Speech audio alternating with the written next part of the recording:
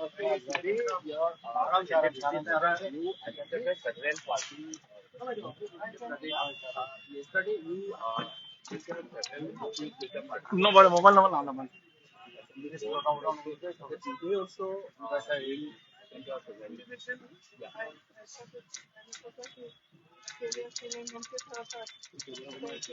Sensitive मैं sensitive का ही दादा हम माइक का आगे फिर से आएंगे और करेंगे और जो आत्मा जो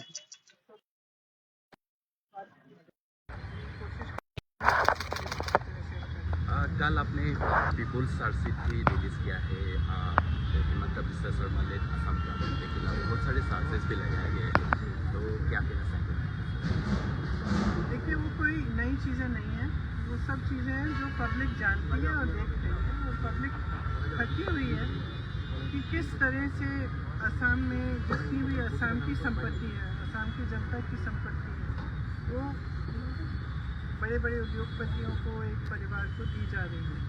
तो मेरे ख्याल से जनता जानती है, तो हमने इसको जो यहाँ के हमारे नेता हैं उन्होंने इसको एक पैम्फलेट में सारा इकट्ठा करा है ताकि एक अच्छी तरह से दिखे कि क्या क्या इमोशंस है। जुबिन को लोग बोल रहे हैं जुबिन को न्याय नहीं मिल रहा है।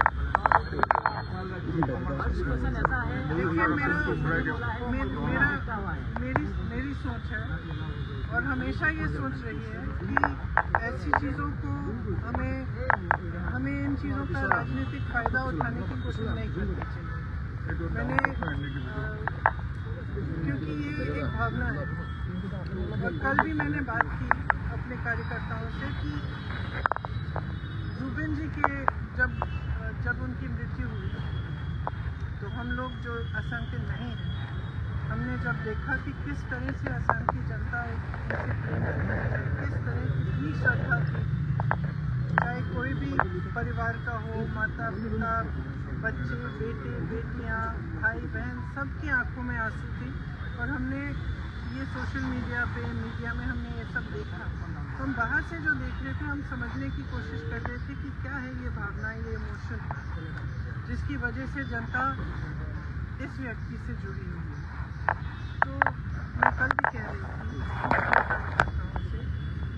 कि जुबिन जी एक तरह से असम की आत्मा की आवाज़ थी, असम की अभिव्यक्ति थी, जो आस्ते आस्ते मेरे ख्याल से बहुत लोगों को ऐसा लग रहा है, जितने लोगों से मैं बात कर रही हूँ उनको ऐसा लग रहा है कि एक हमारा जो असम है, जिसके लिए मतलब जो एक एकता का असम था, एक सभ्य असम था, आज कल रोज़ रोज़ हिंसक बातें हैं, आक्रामक बातें हैं, ये हमारी सभ्यता नहीं है।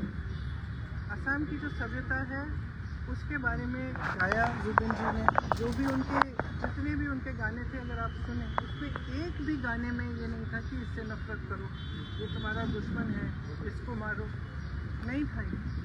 हर गाने में, हर उनके जो वक्तव्य में यही बात थी कि प्रेम, एकता, असम की अस्मिता, असम की संस्कृति, असम की सभ्यता, असम क्या है। तो मैं कल अपने कार्यकर्ताओं को कह रही थी कि देखो, हम भी उसी चीज़ के लिए लड़ रहे हैं। एक तरह से हमारी लड़ाई जो है असम की संस्कृति, असम की सभ्यता को बचाने की लड़ाई है और हमें ये बात समझनी है। बस इसका हम जुबिन जी का इस्तेमाल, राजनीतिक इस्तेमाल नहीं करना चाहिए और ना किसी को करना चाहिए। वो एक राजनीति से ऊपर थे, उनका जुड़ाव जनता के साथ एक भावनात्मक जुड़ाव था, एक जज्बाती जुड़ाव था।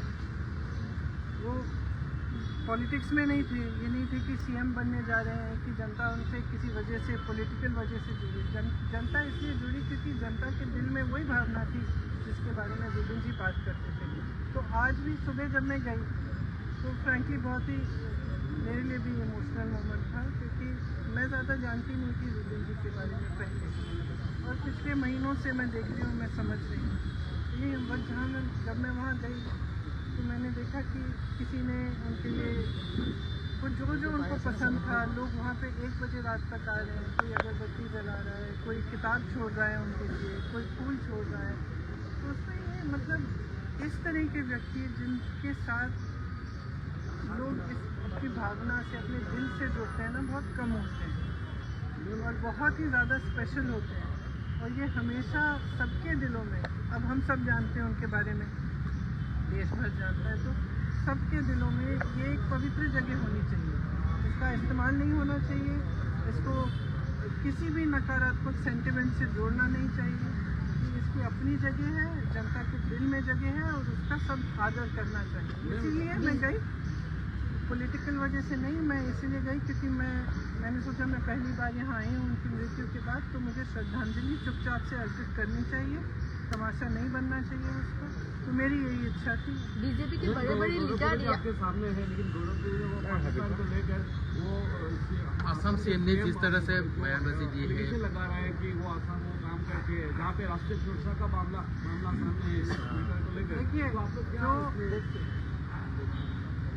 जब हम चुनाव लड़ते हैं, राजनीति में नेता होते हैं, तो दो तरह के नेता होते हैं। एक सकारात्मक नेता होता है, मतलब एक पॉजिटिव माइंडसेट का नेता होता है, जो आपको बताएंगे कि हम आपके लिए क्या करना चाहते हैं, किस तरह से विकास करना चाहते हैं, किस तरह से हम असम में बदलाव लाना चाहते हैं, हम असम की संस्कृति, हम असम की जो भावनाएं हैं उसको किस तरह से हम प्रोटेक्ट कर सकते हैं।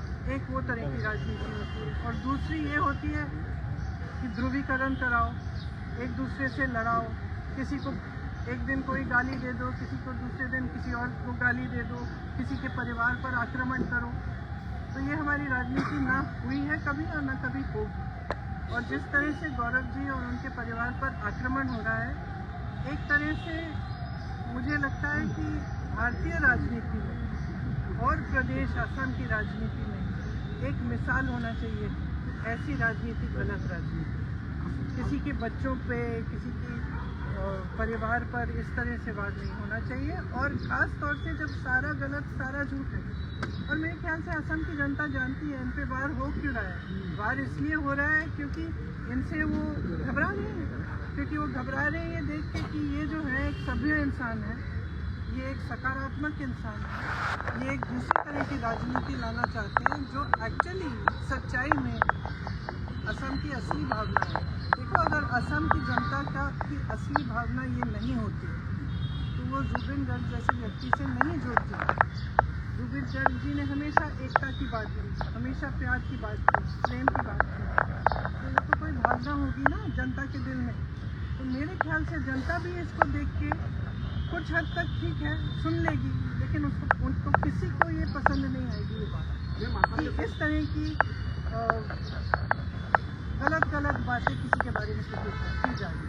मैम, राहुल गांधी जी आज सुल्तानपुर एमपी एमएलए कोर्ट में पेश हो रहे हैं, अब ये उसी तरह की राजनीति का मिसाल है कि केस डालो, झूठे केस डालो, लोगों को प्रताड़ित करो।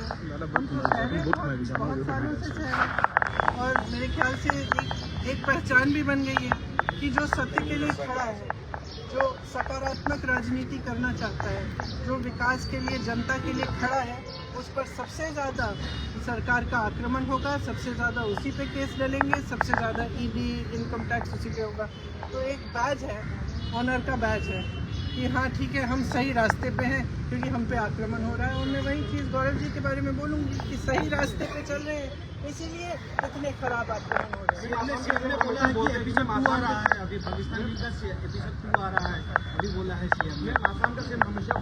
सीएम साहब से कहिए कि वो असम के विकास की बात करें, वो असम के लोगों की बात करें, वो बताएं कि क्या किया है असम के लोगों के लिए, वो बताएं कि किस तरह से अगले 5 सालों में क्या करने जा रहे हैं। आज का नौजवान है ना, वो जानना चाहता है। आज का नौजवान रोजगार चाहता है, आज की नौजवान महिला भी रोजगार चाहती है। आज की जो जनता है वो इतनी आसानी से इन बातों में से नहीं फुसलाई जाएगी। और मैं तो यही कहूँगी असम की जनता से कि आप जागरूक बन जाओ, खास तौर से नौजवानों से। आप एक ऐसी राजनीति चुनो जो आपके लिए काम करके दिखाए, जो काम की बात करे, पॉजिटिव बात करे, आपकी जो भावना है उसकी बात करें, आपके असम को, आपके प्रदेश को मजबूत कैसे बनाना है वो बात करें। हमेशा बोलते हैं कि उनके पास मेजोरिटी एमएलएस का सपोर्ट था, फिर भी एआईसीसी ने आप लोगों ने उनको सीएम नहीं बनाया, तो क्या वजह थी जो आप लोगों ने आपको सेव नहीं बढ़ना था उस वक्त। राजनीति में बहुत निर्णय होते हैं, ठीक है। और राजनीति में कभी कभी अपने खिलाफ, कभी कभी अपने पक्ष में होते हैं, कभी किसी और के पक्ष में होते हैं, ये सहना पड़ता है। तो 10 साल बाद अगर अभी भी उसी बात पे रो रहे हैं तो मैं क्या कहूँ। कांग्रेस में और दूसरी बात ये है कि आपने देखा है कि कितना भ्रष्टाचार हो रहा है। ये भ्रष्टाचार जो है ना, ये एक विश्वासघात है असम की जनता के साथ। ये हमारी जेब से नहीं ले रहे हैं पैसे, ये जो संपत्ति सारी इकट्ठी कर रहे हैं, जो अपने बड़े बड़े उद्योगपति मित्रों को दे रहे हैं, ये असम की जनता की संपत्ति है। जो ज़मीन बड़े बड़े उद्योगपतियों को दी जा रही है, वो असम की जनता की संपत्ति है। जितने बड़े बड़े उद्योग दिए जा रहे हैं वो असम की जनता के हैं, और असम की जनता समझ रही है, देख रही है। मैं तो ये नहीं मान सकती कि नहीं दिख रहा है, और जब देख रही है तो पहचान भी रही है कि बदलाव का समय आ गया।